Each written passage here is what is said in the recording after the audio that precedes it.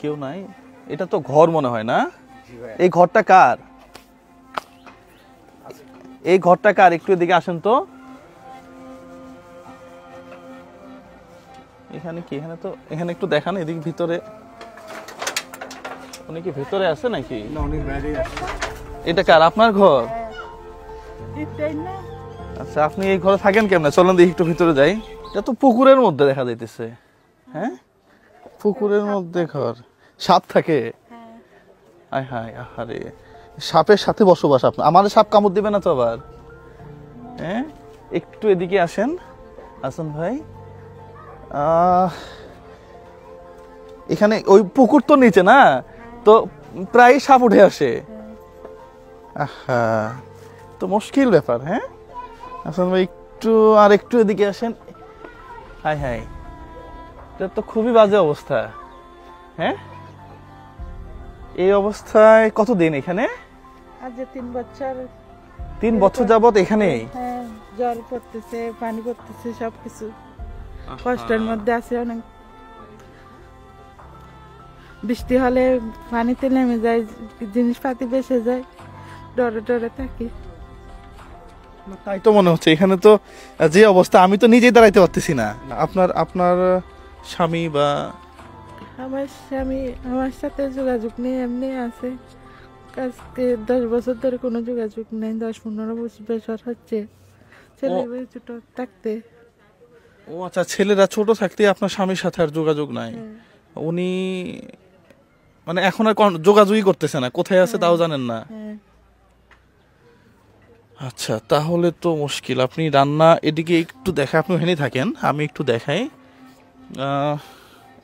ভাই একটু এদিকে আসেন, অবস্থাটা দেখেন। এখানেই রান্না, হ্যাঁ এখানেই রান্না, এখানেই খাওয়া দাওয়া, এখানেই টয়লেট, টয়লেটের সাথেই আবার রান্না। একটা বৃষ্টি হইলে রান্নাই করতে পারেন না? একটা মানে বিভৎস অবস্থার মধ্যে। আচ্ছা, মুরগি আর আপনি একসাথে থাকেন মনে হয় না? বৃষ্টি হইলে রান্না কোথায় করেন? মানুষের ঘরে ঘরে। অন্যের ঘরে গিয়ে রান্না করেন? আচ্ছা, আপনার জন্য কি করতে পারবো সেটা জানি না, সত্য কথা যেটা। হ্যাঁ, আপনার জন্য কিছু করতে পারবো কিনা জানি না, তবে দেখা যাক না, যদি উপর আল্লাহ কবুল করে তাহলে হয়তো সম্ভব। এছাড়া আমি সারাদিন ভিডিও করে, সারাদিন মানুষকে দেখায় কোনো কিছুই করতে পারবো না। হ্যাঁ, এটা হচ্ছে সবচেয়ে বড় কথা।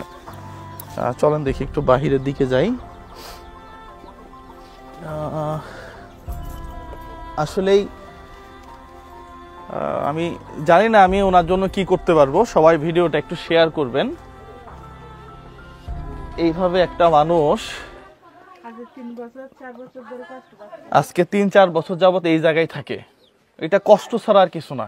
একেবারে রোজা আসলে নয় টাকা পয়সা দেয়, আর কিছু করে না তো। মানুষের আশেপাশের মানুষরা দেখে না ওগুলা না, এখন আশেপাশে মানুষ কেউ দেখে না, মানুষও বন্ধ হয়ে গেছে। আমি যদি এই জায়গা থেকে একেবারে পিছন সাইড থেকে দেখাই, এটাই হচ্ছে সেই ঘরের স্ট্রাকচার আর কি। হ্যাঁ, নিচে দেখেন একেবারে মানে ওই একটা খাট মনে হয় অলরেডি পানিতে পড়ে গেছে। হ্যাঁ, পুকুরের মধ্যে পড়ে গেছে। উনি কোথায়? উনি কোথায়? একটু আসেন। হ্যাঁ, আমি ওগুলা নিয়ে নিছি, অবশ্য সমস্যা নাই। আপনি এখন চলতেছেন কিভাবে? খাওয়া দাওয়া বা টাকা পয়সা? মানে আশেপাশের লোকজন কিছু দিলে হয়, না দিলে আর নাই। তো বড়ই মুশকিল ব্যাপার। হ্যাঁ, তো বড়ই মুশকিল ব্যাপার দেখতেছি। হ্যাঁ, আপনি